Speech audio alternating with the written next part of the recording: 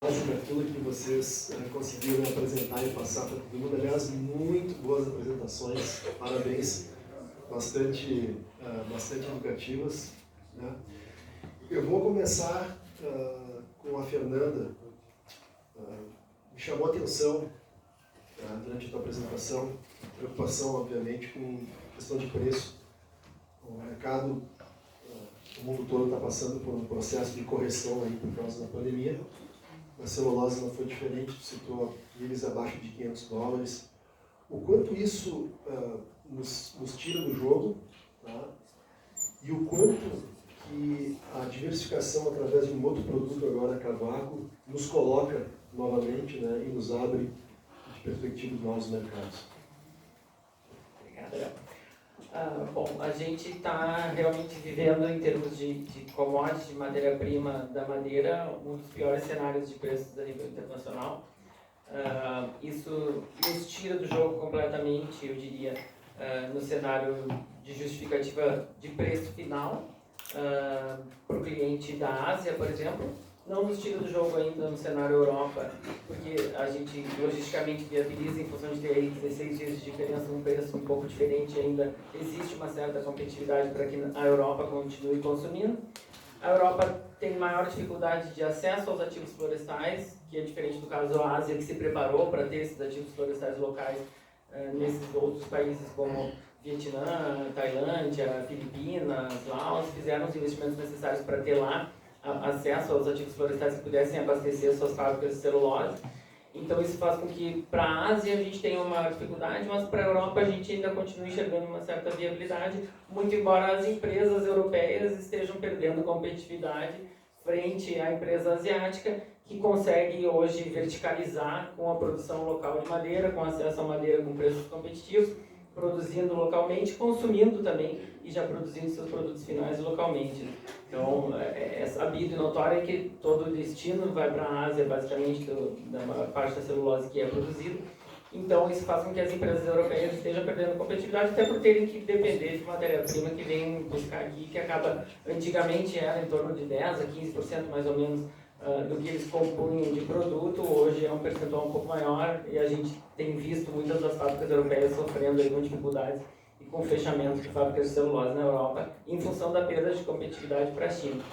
No sentido indústria brasileira de celulose, a gente ainda é muito competitivo, e aí o produto acabado pasta, esse sim acaba tendo ainda uma sobrevivência significativa. É um desafio, né, Daniel, nesse momento, pensar em novos investimentos, mas é nesses momentos em que a gente tem que efetivamente se preparar. Mas ainda temos uma indústria bastante competitiva a nível nacional, principalmente acredito que aqui no Rio Grande do Sul, por isso a gente trabalha muito nessa situação de a longo prazo enxergar como boa viabilidade e fomento com a CMPC, porque a CMPC tem uma logística muito produtiva em função da questão portuária próxima, em função dessa questão também das barcaças que são utilizadas, então isso faz com que tenha maior competitividade, que a gente tenha aí viabilidade de uma remuneração significativa de madeira para o futuro.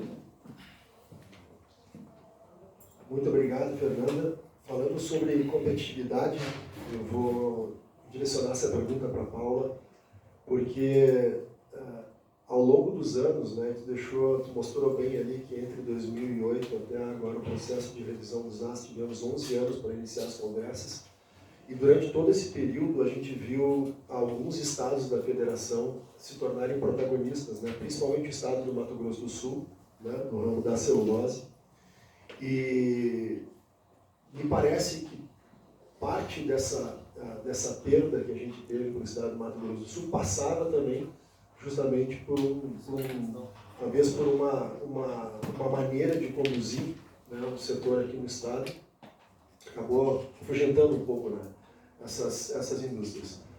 Tu acredita que agora, com a atualização dos AS, novas ferramentas, novas metodologias, a gente consiga que daqui a pouco volte a ser protagonista? Obrigada pela pergunta, importante pergunta. Com certeza o Estado do Rio Grande do Sul tem regulamentos e questões bem mais rígidas que muitos outros estados. No Mato Grosso, por exemplo, a atividade da silvicultura é realizada através de um cadastro. Então, algo muito extremamente simplificado, né, para esta atividade produtiva. Com certeza, a atualização dos AS, que foi uma provocação do próprio setor produtivo, a construção foi para que a gente consiga, sim, ter muito mais qualidade, muito mais assertividade no momento do licenciamento ambiental da atividade da silvicultura. Tem também a questão de que, ano passado, a atividade da silvicultura ela foi tirada do rol das atividades que causam impacto ambiental, ou seja, as atividades que são causadoras de impacto ambiental são aquelas que necessitam de licenciamento ambiental. Sendo retirada, então, dessa lista, a gente tem a possibilidade, inclusive, de discutir no Estado do Rio Grande do Sul a retirada do licenciamento ambiental da silvicultura. Importante dizer e deixar bem claro que o licenciamento ambiental e o zoneamento ambiental são questões separadas. Não é porque a gente não vai ter um licenciamento ambiental, possa não ter um licenciamento ambiental, aí o deputado Búrigo pode nos dar muito mais clareza, que aí depende do legislativo. O zoneamento ambiental ele é importante para uma gestão de territorialidade e também questão da nossa organização produtiva. Então, são pautas que devem sim ser discutidas e como quando se muda e quando se atualiza, a gente também aqui no Estado do Rio Grande do Sul, a gente precisa se atualizar. O Estado do Rio Grande do Sul é pródigo em criar resoluções, em criar burocracias, né? E a gente também tem que aprender a desfazer burocracias. Eu acho que é uma demanda aí nossa como federação importantíssima, representantes dos produtores rurais. Tenho certeza que FIEGS e outras entidades também corroboram com essa questão. A questão do zoneamento ambiental, durante toda a discussão que a gente teve, e a gente acabou tendo uma proximidade muito maior com os produtores e com os empreendedores que realmente realizam a atividade da silvicultura, estão lá no campo, no plantio, eles entendem o zoneamento ambiental como positivo, principalmente com os regulamentos internacionais que nós temos, de demandas por questões ambientais, por a gente estar ambientalmente adequados, sermos sustentáveis. Então é algo que a gente precisa discutir como sociedade, maduros que somos. Acho importante essa discussão estar na mesa e até por isso que o zoneamento ambiental da silvicultura ele trouxe a ideia de um grupo permanente a nível do Estado para a gente ter essas discussões sempre vivas dentro da Secretaria, e não que depois de 11 anos a gente relembre, temos que atualizar o zoneamento da silvicultura, e sim que ele esteja sempre atual e sempre na pauta do Estado, do Poder Executivo do Estado do Rio Grande do Sul.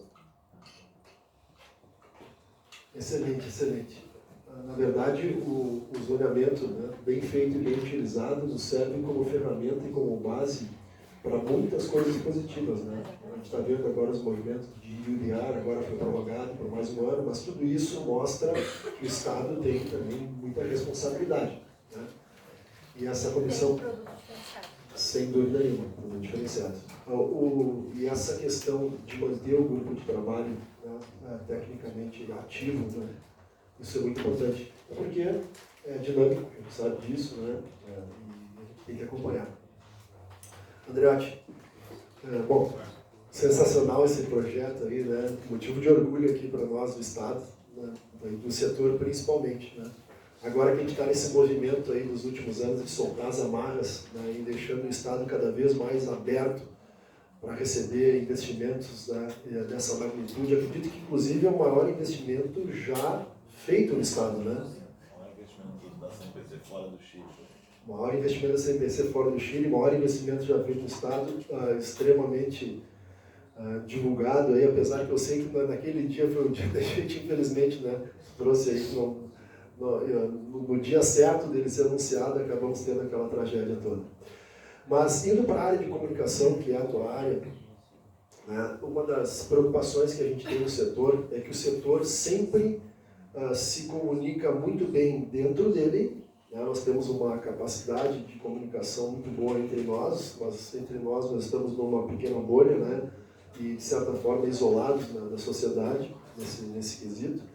Mas eu noto que a CNPC, tem ficado claro isso, que a CNPC tem procurado se comunicar muito com a sociedade, né? E isso certamente passa pelo teu trabalho, como tu acredita que, primeiro, você está vendo o resultado desse trabalho, efetivamente, porque eu tenho visto, mas claro que os nossos olhos eles acabam sendo um pouco tendenciosos, porque a gente é do setor, mas como tu tem sentido a sociedade recebendo isso, ou seja, está dando resultado, e se tu acredita que o que tu acha que o setor poderia fazer para a gente melhorar essa comunicação, as pessoas entenderem, na verdade, que nós não somos cortadores de árvores, nós fazemos colheita de árvores e que, na verdade, nós somos neutralizadores de carbono e tudo isso mais. Como é que tu vê isso aí? Ô, Léo, obrigado pela pergunta. Na verdade, assim, eu estou na CMPC há 23 anos, né? Eu entrei na CMPC, ela era ainda Biocel, né? Eu só não peguei a Borregar. A Borregar, a Biocel, a Aracruz, e aí, por fim, agora já há 15 anos a CMPC. Quando eu entrei, essa pergunta é muito pertinente, porque assim, quando eu entrei, a gente... Primeiro, a Borregar era um negócio fechado lá, que não abria para ninguém entrar, todo mundo passava na frente, era um elefante branco, né? O Jorge também, o Jorge era um deles. Era um elefante branco que ninguém sabia o que tinha lá dentro, né? Então a gente começou a muito gradativamente, assim, no trabalho de formiguinha, abrir as portas da empresa para que as pessoas entendessem, né? A gente chegou à conclusão de que o que tinha ali não precisava esconder de ninguém aquilo ali. E aí, quando a gente começa a abrir, as pessoas começam a questionar. E aí uma falha, eu acho, da nossa área de comunicação, que a gente começou, o movimento ambientalista começou a bater muito forte, porque o eucalipto seca o solo. Nunca ninguém foi lá explicar isso, e a coisa foi crescendo, né? Porque o maciço florestal, nunca ninguém foi lá explicar aquilo direito. Entendeu? Então eu acho que agora, e aí eu não aguentava mais explicar para as pessoas que o eucalipto seca o solo, tinha gente que falava que o eucalipto sugaria a água do aquífero Guarani, né? Que era um absurdo total, assim. E aí, aos poucos, a gente foi conseguindo fazer as pessoas entenderem a questão da evapotranspiração e tal. E aí eu acho que isso, hoje, a pressão sobre...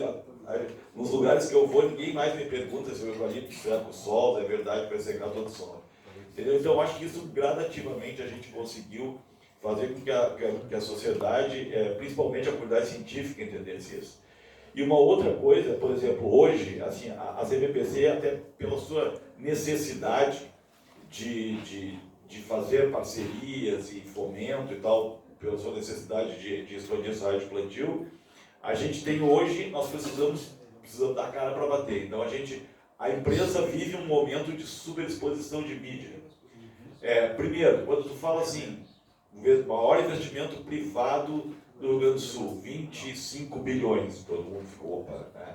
Aí tu tá lá, para a gente conseguir atrair pequenos, médios e grandes produtores para o nosso programa ES Mais Renda, a gente está lá anunciando, patrocinando o Gauchão, a gente está lá anunciando na sala de redação, né? E aí todo mundo ficava, pô, é muita coisa. Aí agora, quarta-feira, a gente anunciou um investimento de 16 milhões, que é a construção da sede do Instituto CMPC do Brasil. E aí o meu telefone enlouquece, né? Porque todo mundo fala assim, esses caras estão com muita grana. E aí eu tenho um efeito reverso, assim, a gente atende todo mundo, aí tem todo princípios e critérios para a gente atender pedidos, doações, patrocínios, que são muitos.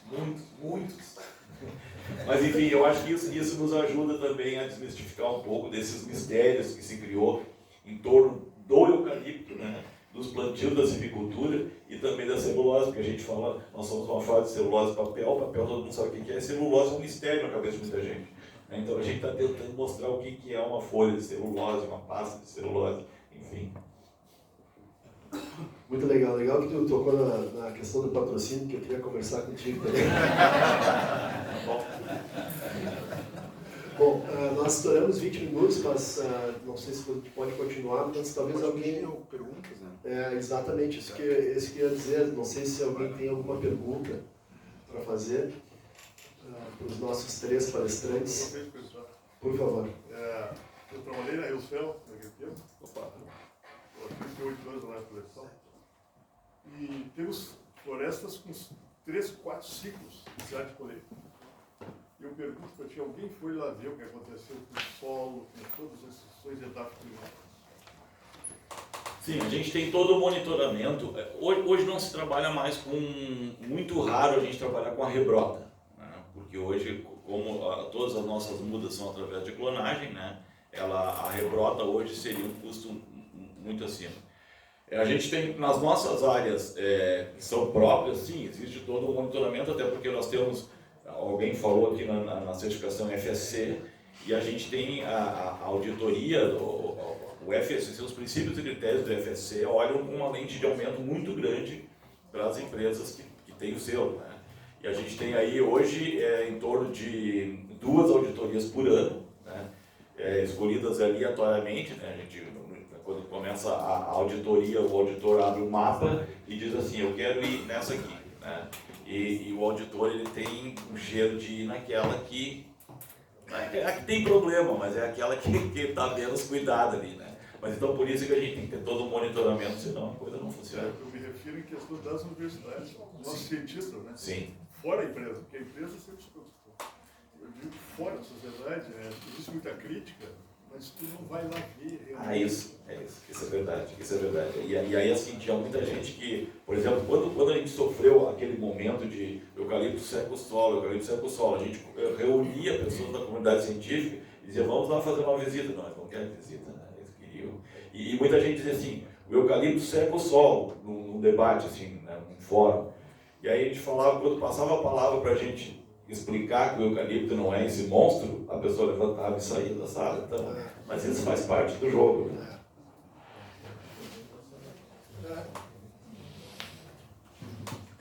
Léo, tem uma pergunta. Por favor, Matias. Queria perguntar para a Fernanda sobre a questão do biochar, tá? Que é uma coisa que os nossos membros da diretoria, o professor Deschamps, vem trazendo aí, e também no sentido de que outras atividades e derivados dessa cadeia que nós temos aqui, que nós podemos desenvolver na perspectiva da inovação, da sustentabilidade. Sim, o biochar é um dos subprodutos da questão da queima da biomassa que vem sendo bastante utilizado a nível Europa em termos de fertilização de solo, né? Então, o biochar ele é fruto da pirólise da madeira, que gera então biogás e gera o biochar, que é como se fosse um carvão, basicamente vegetal, mas com uma ativação maior para essas propriedades de fertilização. A Europa vem utilizando muito e existem grandes fundos internacionais, até patrocinados por empresas como L'Oréal e até o Elon Musk está envolvido em algumas delas também, que tem como objetivo fazer a utilização dos subprodutos e dos resíduos agrícolas para beneficiamento e utilização do biochar. Então também é algo que a gente entende que comercialmente ele precisa ser um resíduo e precisa ser um subproduto efetivamente, ele não pode ser originário de uma floresta recentemente plantada, né? Mas existem grandes perspectivas tanto de captação de carbono para geração de crédito de carbono, ele é muito eficiente, como para melhora das condições de solo, também para produtos agriculturais. Essas grandes empresas internacionais estão trabalhando com o subproduto em termos de, por exemplo, fazem um escambo com o pessoal que é produtor de café, pega o resíduo do café, produz o biochar e reutiliza e devolve para esse cafeicultor, para ele mesmo reutilizar no seu cenário. A gente não viu ainda muito desenvolvido em termos locais aqui para a questão florestal, mas acho que existe um grande potencial para toda a questão de galhos, né, folhas, todo o restante que tem de resíduo que sobra aí da produção florestal, como a Europa vem utilizando e que aqui a gente deixa como composto orgânico para a recomposição dos solos, que poderia estar sendo aí refertilizado através de talvez essa pirólise da utilização do biochar. A Europa tem usado bastante, realmente. Muito interessante. Temos mais alguma pergunta? Posso fazer uma consideração final? Não vou fizer a pergunta, mas eu tenho uma consideração final.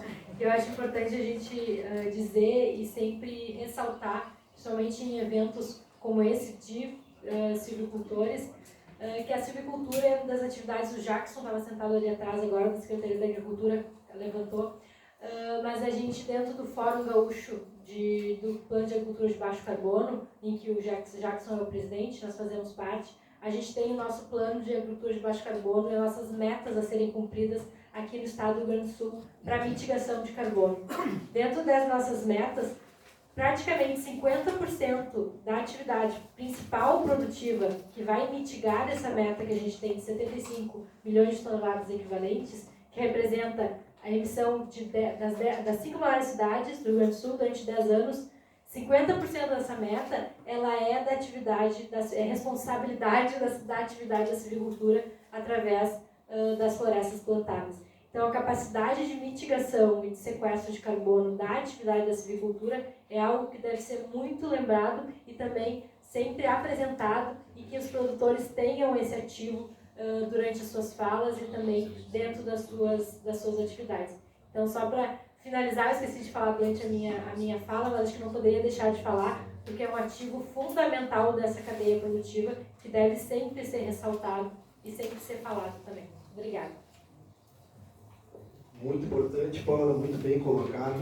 O Estado, em realidade, ele elegeu, se eu não me engano, 11 segmentos como vetores de crescimento, e o nosso está em um deles, né? Então, nós estamos num momento de estrelas alinhadas também na questão do desenvolvimento e do crescimento do setor dentro do Estado, além de todas as questões ambientais aí que acabam trazendo pontos positivos e não mais aqueles negativos, né, que a gente acaba sendo conectado. Temos mais alguma pergunta?